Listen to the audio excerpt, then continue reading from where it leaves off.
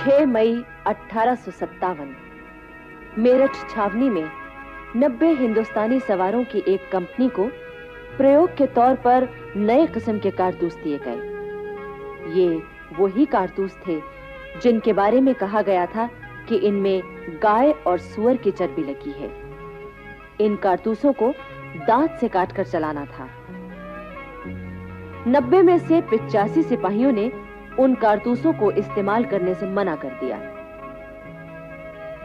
इन 85 सिपाहियों का court martial हुआ।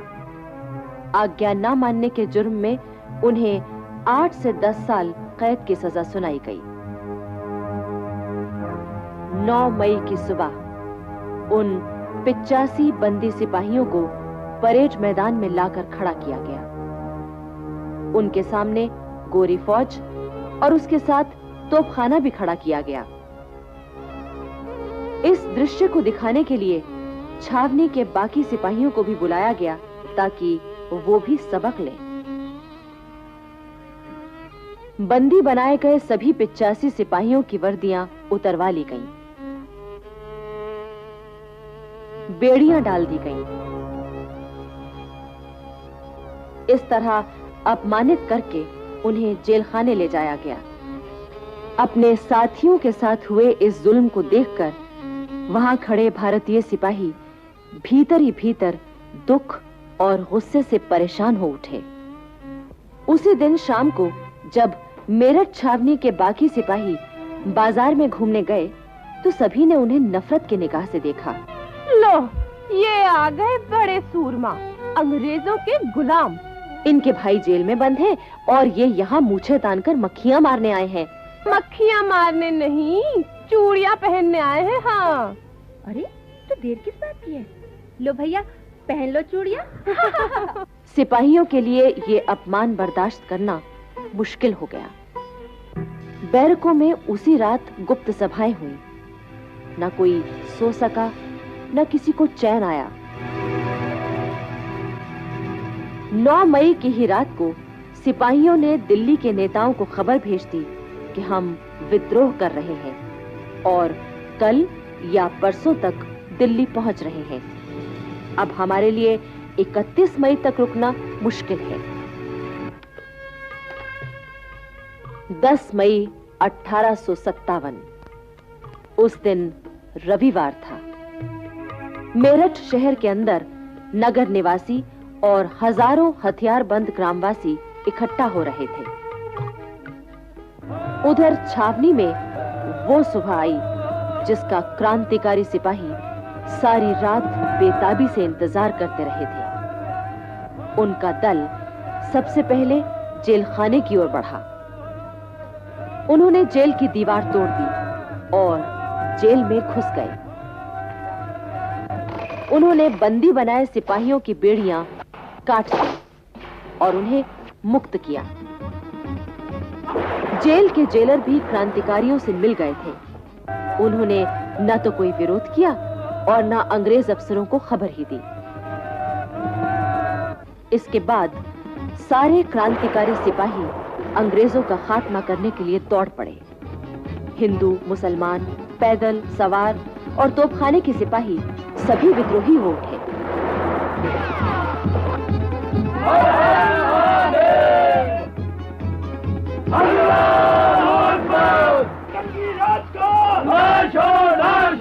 सब तरफ एक ही नारा गूंज उठा। उस दिन मेरठ में बहुत से अंग्रेज मारे गए। बंगलों, दफ्तरों और होटलों में आग लगा दी गई। शहर और छावनी दोनों जगह भयंकर विद्रोह छिड़ चुका था। तारों को काट दिया गया था और रेलवे लाइन पर क्रांतिकारी सिपाहियों का पहरा लगा था। 11 मई 1857 की सुबह 8 बजे क्रांतिकारियों का दल दिल्ली पहुंचा। वे 10 तारीख की रात को ही मेरठ से चल दिए थे। दिल्ली के क्रांतिकारी नेताओं को तो उनके आने की खबर थी, लेकिन अंग्रेज अफसरों को कुछ भी पता नहीं था। जैसे ही अंग्रेज फौजी अफसर कर्नल रिपले को खबर मिली वो 54 नंबर देसी पलटन को लेकर मुकाबले के लिए आगे बढ़ा। अपने भारतीय सिपाहियों को मुकाबले में देखकर मेरठ के क्रांतिकारियों ने हर हर महादेव, अल्लाह अकबर, अंग्रेजी राज का नाश हो, बहादुर शाह जफर की जय ऐसे नारे लगाए। अपने सामने खड़े आजादी के दीवाने सिपाहियों को देखकर 54 नंबर पलटन के दिल में भी राष्ट्रीयता जाग उठी। वे मेरठ के सिपाहियों से लड़ने की बजाय गले मिलने लगे। कर्नल रिप्ले ये देखकर घबरा गया। वो भागना चाहता था, पर क्रांतिकारी सिपाहियों ने उसे मार दिया। अब दिल्ली और मेरठ के क्रांतिकारी सिपाहियों ने कश्मीरी दरवाजे से दिल्ली में प्रवेश किया।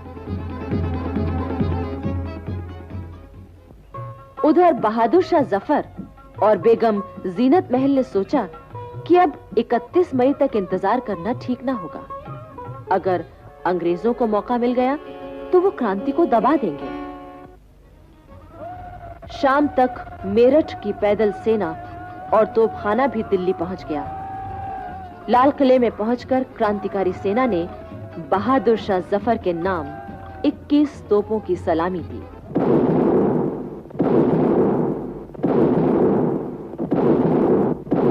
बहादुर शाह के पास पहुंचकर क्रांतिकारी सिपाहियों ने उन्हें सलाम किया और मेरठ का हाल सुनाया। मेरा खजाना खत्म हो चुका है, मैं आप लोगों को तनख्वाहें कहां से दूंगा? हम लोग हिंदुस्तान भर के अंग्रेजी खजाने ला लाकर आपके कदमों में डाल देंगे। अगर आप लोगों में कुर्बानी का इतना हौसला है तो मैं आपका साथ दूंगा। वैसे आप जानते हैं कि मैं बूढ़ा और कमजोर हूँ, इसलिए आपको अपना रहनुमा तो चुनना ही होगा। बहादुर शाह जफर की जय! बहादुर शाह जफर की जय! एक बार फिर लाल किले पर बहादुर शाह जफर का हरा और सुनहरा झंडा फहरा उठा। इसके बाद क्रांतिकारियों ने अंग्रेजों के तमाम खजाने, बैंक, इमारतें आदि अपने कब्जे में ले ली। जहां जो अंग्रेज मिला उसे कत्ल कर दिया गया। 11 मई से 16 मई तक दिल्ली में अंग्रेजों का कत्लेआम हुआ। दरियागंज के तमाम अंग्रेजी बंगले जला दिए गए। अब बारी थी दिल्ली के शस्त्र भंडार की, जिसमें करीब 9 लाख कारतूस, 10,000 बंदूकें और बहुत सा गोला बारूद था। यहाँ पर 9 अंग्रेज सिपाहियों का पहरा था। वे किसी भी हालत में ये शस्त्र भंडार क्रांतिकारी सेना को सौंपने को तैयार नहीं थे। आखिर क्रांतिकारी सेना ने उन पर आक्रमण कर दिया। वे 9 अंग्रेज सिपाही ज्यादा देर टिक न सके। उनमें से एक अंग्रेज सिपाही ने शस्त्र भंडार में आग लगा दी। इससे इतना भयानक विस्फोट हुआ कि वे 9 अंग्रेज सैनिक, 25 हिंदुस्तानी और करीब 300 दिल्लीवासी मारे गए। 16 मई 1857 को दिल्ली शहर कंपनी के हाथों से पूरी तरह आजाद हो गया और सम्राट बहादुर शाह जफर का शासन स्थापित हो गया। बहादुर शाह जफर ने सबसे पहले बरेली के बहादुर बख्त खां को सेना की कमान सौंपी और उसे प्रधान सेनापति बनाया। इस मौके पर बहादुर शाह ने बख्त खां से कहा, बहादुर, मुझे तुझ पर बड़ा भरोसा है। मुझे तुम खुदा हवाले करो और यहाँ मैदान जंग में कुछ करके दिखाओ। इसके बाद बहादुर शाह जफर ने देशवासियों के नाम एक पैगाम प्रसारित किया।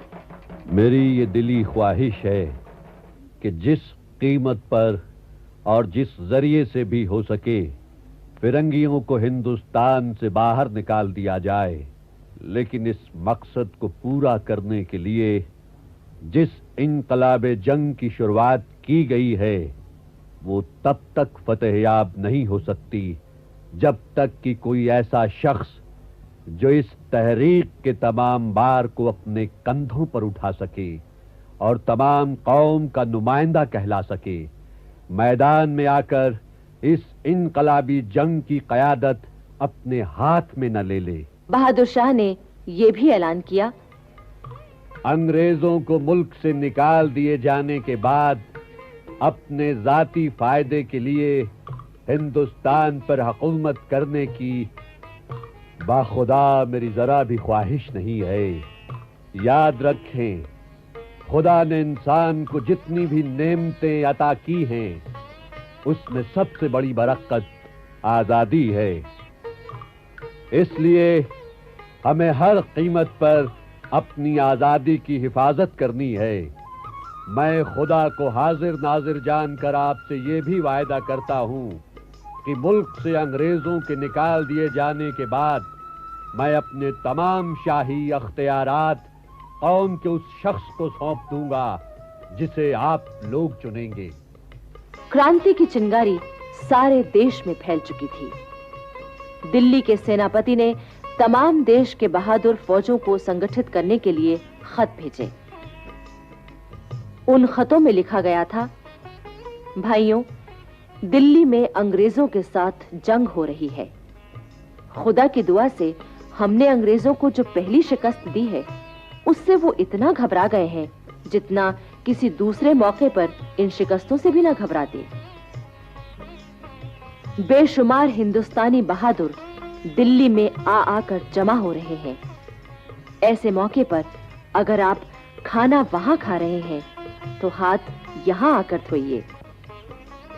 शाहों का बादशाह जहां पना हमारा दिल्ली का शहंशाह आपका इस्तकबाल करेगा और आपकी खिदमत का सिला देगा। हमारे कान इस तरह आपकी तरफ लगे हुए हैं जिस तरह रोजेदारों के कान अजान देने वालों की तरफ लगे रहते हैं। हम आपकी तोपों की आवाज सुनने के लिए बेचैन हैं। हमारी आंखें आपके दीदार की प्यासी उसी तरह सड़क पर लगी हुई हैं जिस तरह कासिद की आंखें लगी रहती हैं। आइए, आपका फर्ज है, फौरन आइए। हमारा घर आपका घर है। दिल्ली आजाद हो चुकी थी और 11 मई से 31 मई 1857 तक दिल्ली की क्रांति की खबर बिजली की तरह सारे देश में फैल गई। पर दूसरे शहरों के क्रांतिकारी नेता ये निश्चय नहीं कर पाए कि वो अपने यहाँ तुरंत क्रांति शुरू कर दें या 31 मई तक इंतजार करें। फिर भी ये लपटें तो क्रांति की लपटें थीं, बगावत की लपटें फैली तो फैलती चली गईं। बुलंदशहर छावनी में 9 नंबर पलटन के सिपाहियों ने एक क्रांति के प्रचारक को पकड़ लिया। इस प्रचारक को पलटन के मुख्यालय अलीगढ़ लाया गया। अंग्रेज अफसरों ने उसे फांसी की सजा दी। 20 मई 1857 शाम का समय था। देशी सिपाहियों के सामने उस प्रचारक को फांसी पर लटका दिया गया। ये देखकर देशी सिपाहियों में क्रोध भड़क उठा। देखते क्या हो, ये शहीद देश की आजादी के लिए बलिदान हो गया और हम लोग खड़े खड़े तमाशा देख रहे हैं। अरे आगे बढ़ो और इन फिरंगियों का नाश कर दो। अंग्रेज डर के मारे कांप उठे। अगर तुम लोग अपनी जान बचाना चाहते हो तो फौरन अलीगढ़ छोड़ दो। और 20 मई की रात को ही अलीगढ़ अंग्रेजों से खाली हो गया। अलीगढ़ पर हरा झंडा फहराते हुए क्रांतिकारी सिपाही खजाना और गोला बारूद लेकर दिल्ली की ओर चल पड़े। फिर क्रांति की लपटें मैनपुरी होती हुई इटावा पहुंची। इटावा के कलेक्टर ह्यूम ने पुलिस और जनता के प्रतिनिधियों से मदद मांगी कि क्रांतिकारियों को दबाया जाए, पर उसे कोई जवाब नहीं मिला। अंत में इटावा में मौजूद अंग्रेज सिपाहियों ने क्रांतिकारियों को दबाने की कोशिश की और लड़ाई छिड़ गई। अंग्रेज सिपाहियों के साथ मजिस्ट्रेट मिस्टर डेनियल भी मारे गए। बचे हुए अंग्रेज किसी तरह जान बचाकर भागे। मिस्टर ह्यूम तो महिलाओं के वेश में भागे। अब बगावत की लपटें बरेली पहुंच गईं। यहां क्रांति की योजना बना रहे थे नवाब खान बहादुर खां। बड़ी होशियारी से, सावधानी से, चुपचाप 31 मई 1857 की सुबह ठीक 11 बजे तोप छूटी और 68 नंबर पलटन ने क्रांति का बिगुल फूंक दिया। अंग्रेजी झंडा उतारा गया, हरा झंडा फहराने लगा। बरेली की क्रांति में अफसरों सहित अनेक अंग्रेज मारे गए। केवल 32 अंग्रेज अपनी जान बचाकर भाग सके। खान बहादुर खां पूरे रुहेलखंड के सूबेदार बने और बख्त खां प्रधान सेनापति। खान बहादुर खां ने जनता के नाम एक ऐलान जारी किया। हिंदुस्तान के रहने वालों, आजादी का पाक दिन जिसका बहुत अरसे से इंतजार था आ पहुंचा है। मुसलमानों, अगर तुम कुरान की इज्जत करते हो, हिंदुओं अगर तुम गौ माता की इज्जत करते हो, तो अब अपने छोटे छोटे झगड़ों को भूल जाओ और इस पाक जंग में शामिल हो जाओ। एक झंडे के नीचे लड़ो और खून की नदियों से अंग्रेजों का नाम हिंदुस्तान से धो डालो। उधर दिल्ली पर बहादुर शाह जफर का शासन हो चुका था।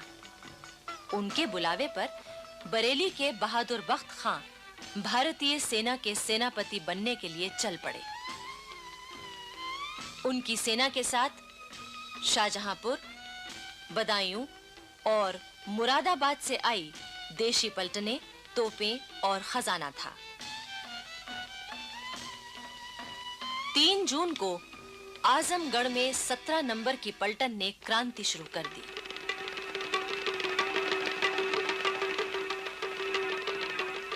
लेकिन उन्होंने अंग्रेजों को मारा नहीं, बल्कि उनके वहां से चले जाने का बंदोबस्त करके इमारतों, खजानों और गोला बारूद पर कब्जा कर लिया। 4 जून 1857 को ये चिंगारी बनारस पहुंची।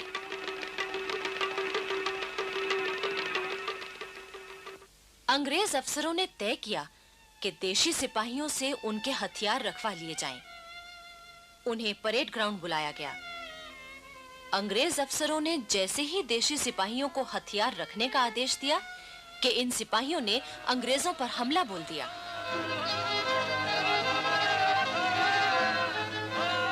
अंग्रेजों ने सिख पलटन को मुकाबले के लिए आगे किया, लेकिन मुकाबला तो दूर, वो अपने भाइयों से गले मिलने लगे। जब मुकाबला ही नहीं तो लड़ाई कैसी? अंग्रेजों को शांतिपूर्वक बनारस से जाने दिया गया। इलाहाबाद तो पास ही था। ये लपटें वहां भी पहुंच गईं। इलाहाबाद के किले में गोला बारूद और हथियारों का बहुत बड़ा भंडार, 6 नंबर की देशी पलटन और मुट्ठी भर अंग्रेज सिपाही थे। देशी सिपाही क्रांति के लिए तैयार थे, पर उन्होंने बड़ी चालाकी से अंग्रेजों को बहकावे में रखा। हम तो आपके साथ हैं हुजूर। हुजूर, हमें दिल्ली भेज दीजिए, हम बाकियों के टुकड़े टुकड़े कर देंगे।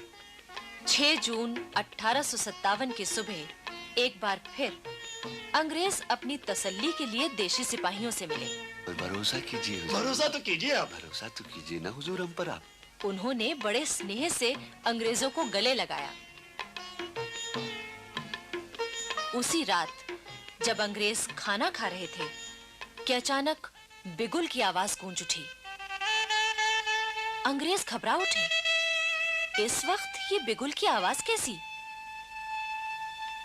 बैरकों से सिपाही अपने हथियार लेकर निकल पड़े। चारों ओर भगदड़ मच गई।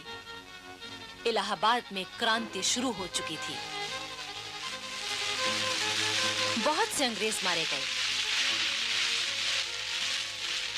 उनके बंगले जल गए। 7 जून 1857 इलाहाबाद कोतवाली पर हरा झंडा फहराने लगा। शहर में हरे झंडे का जुलूस देखने लायक था। जनता में इतना उत्साह आ गया कि छोटे-छोटे बच्चे भी हरे झंडे का जुलूस निकालने लगे। क्रांतिकारियों ने कैदियों को जेल से मुक्त कर दिया। सरकारी खजाने पर भी उनका अधिकार हो गया। रेल और तार व्यवस्था ठप पड़ गई। रेलवे स्टेशन पर क्रांतिकारियों का पहरा था। इलाहाबाद के स्वाधीन होते ही आसपास के गांवों में भी हरा झंडा फहरा उठा।